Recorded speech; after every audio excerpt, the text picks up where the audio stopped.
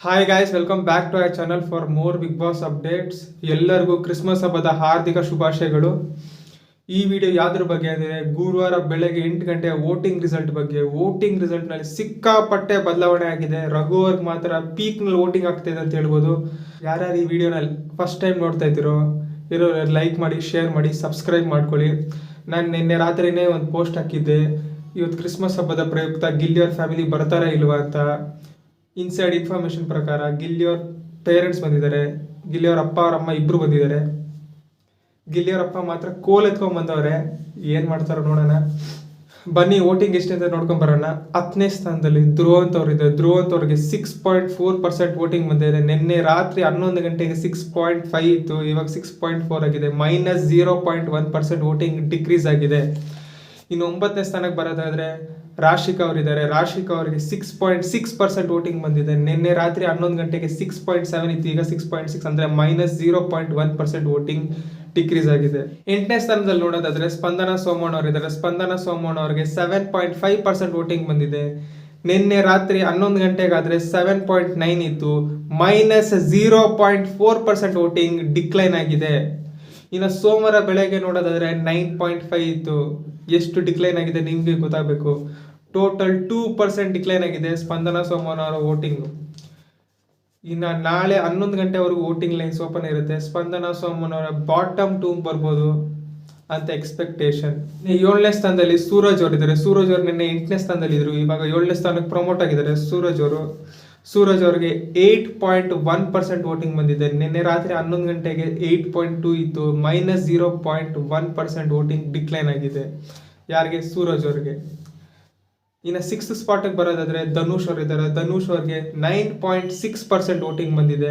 ನಿನ್ನೆ ರಾತ್ರಿ 11 ಗಂಟೆಗೆ 9.5 ಇತ್ತು, ಈಗ 0.1% ವೋಟಿಂಗ್ ಜಾಸ್ತಿ ಆಗಿದೆ ಅಂತ ಹೇಳ್ಬೋದು.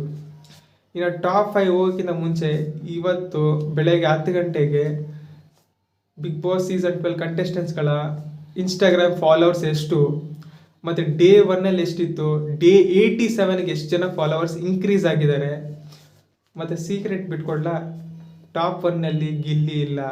ಇನ್ಸ್ಟಾಗ್ರಾಮ್ ಫಾಲೋವರ್ಸ್ ಯಾರ್ದು ಜಾಸ್ತಿ ಅಂತ 10 ಗಂಟೆಗೆ ಬರೋ ವಿಡಿಯೋನ ಪ್ಲೀಸ್ ನೋಡಿ, ಲೈಕ್ ಮಾಡಿ, ಶೇರ್ ಮಾಡಿ, ಸಬ್ಸ್ಕ್ರೈಬ್ ಮಾಡ್ಕೊಳ್ಳಿ. ಇನ್ನು 5ನೇ ಸ್ಪಾಟಿಗೆ ಬರೋದಾದರೆ ಬಿಗ್ ಶಾಕಿಂಗ್ ಅಂತ ಹೇಳ್ಬೋದು. 5ನೇ ಸ್ಥಾನದಲ್ಲಿ ಅಶ್ವಿನಿ ಅವರಿದ್ದಾರೆ. ಅಶ್ವಿನಿ ಅವರು ಎಲ್ಲಿದ್ರು? 4th ಸ್ಪಾಟ್ನಲ್ಲಿ ಇದ್ರು, ಇವಾಗ 5th ಸ್ಪಾಟಿಗೆ ಬಂದಿದ್ದಾರೆ ಅಶ್ವಿನಿ ಅವರು. ಅಶ್ವಿನಿ ಅವರಿಗೆ 9.6% ವೋಟಿಂಗ್ ಬಂದಿದೆ. ನಿನ್ನೆ ರಾತ್ರಿ 11 ಗಂಟೆಗೆ 9.8 ಇತ್ತು, 0.2% ವೋಟಿಂಗ್ ಡಿಕ್ಲೈನ್ ಆಗಿದೆ. ಅವ್ರ ಫ್ಯಾಮಿಲಿ ಬಂದಿದ್ರೆ ಕೂಡ. ಇನ್ನೇ 4ನೇ ಸ್ಥಾನದಲ್ಲಿ ಬರೋದಾದ್ರೆ ಶಾಕಿಂಗ್, ರಘುವರಿಲ್ಲ. 4ನೇ ಸ್ಥಾನದಲ್ಲಿ ಮಾಳು ನಿಪ್ನಾಳ್ ಅವರಿದ್ದಾರೆ. ಮಾಳು ನಿಪ್ನಾಳ್ ಅವ್ರಿಗೆ 9.7% ವೋಟಿಂಗ್ ಬಂದಿದೆ. ನಿನ್ನೆ 11 ಗಂಟೆಗೆ 9.9 ಇತ್ತು, -0.2% ವೋಟಿಂಗ್ ಡಿಕ್ಲೈನ್ ಆಗಿದೆ ಮಾಳು ನಿಪ್ನಾಳ್ ಅವ್ರಿಗೆ. ಇನ್ನು 3rd ಪೊಸಿಷನ್ ಬರೋಗಾದ್ರೆ ರಘು ಅವರಿದ್ದಾರೆ. ರಘು ಅವರಿಗೆ 9.8% ವೋಟಿಂಗ್ ಬಂದಿದೆ. ನಿನ್ನೆ 11 ಗಂಟೆಗೆ 9.5 ಇತ್ತು. ನಿನ್ನೆ ನಾನು ಹೇಳ್ತಾ ಇದ್ದೆ ರಘು ಅವರಿಗೆ ಕಾನ್ಸ್ಟೆಂಟ್ ವೋಟಿಂಗ್ ಬರ್ತಿದೆ, ಮೇಲೂ ಹೋಗ್ತಾ ಇಲ್ಲ ಕೆಳಗಡೆ ಹೋಗ್ತಾ ಇಲ್ಲ ಅಂತ. ಇವತ್ತು ಬೆಳಗ್ಗೆ +0.3% ಹೋಗಿ direct 5th ಪೊಸಿಷನಿಂದ direct 3rd position ಹೋಗಿದ್ದಾರೆ ರಘು ಅವರು. ಇನ್ನು 2nd ಸ್ಪಾಟಿಗೆ ಬರೋದಾದರೆ ರಕ್ಷಿತ್ ಅವರಿದ್ದಾರೆ. ರಕ್ಷಿತ್ ಅವರಿಗೆ 13.6% ವೋಟಿಂಗು ಬಂದಿದೆ. ನಿನ್ನೆ 11 ಗಂಟೆಗೆ 13.2% ಇತ್ತು, +0.4% ಇನ್ಕ್ರೀಸ್ ಆಗಿದೆ ರಕ್ಷಿತ್ ಅವ್ರಿಗೆ.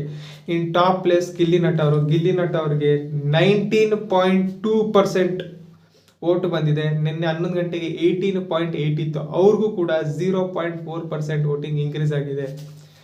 ಇವಾಗ ವೋಟಿಂಗ್ನಲ್ಲಿ ಯಾವ ಪ್ಲೇಸಿಗೆ ಗುದ್ದಾಟ ಇರೋದಂದ್ರೆ 3rd ಪ್ಲೇಸ್ ಅವ್ರಿಗೆ. 3rd ಪ್ಲೇಸ್ ಅಂದರೆ ರಘು ಅವ್ರಿಗೆ 9.8, ಮಾಳು ಅವ್ರಿಗೆ 9.7 ಮತ್ತು ಅಶ್ವಿನಿ ಅವರಿಗೆ 9.6.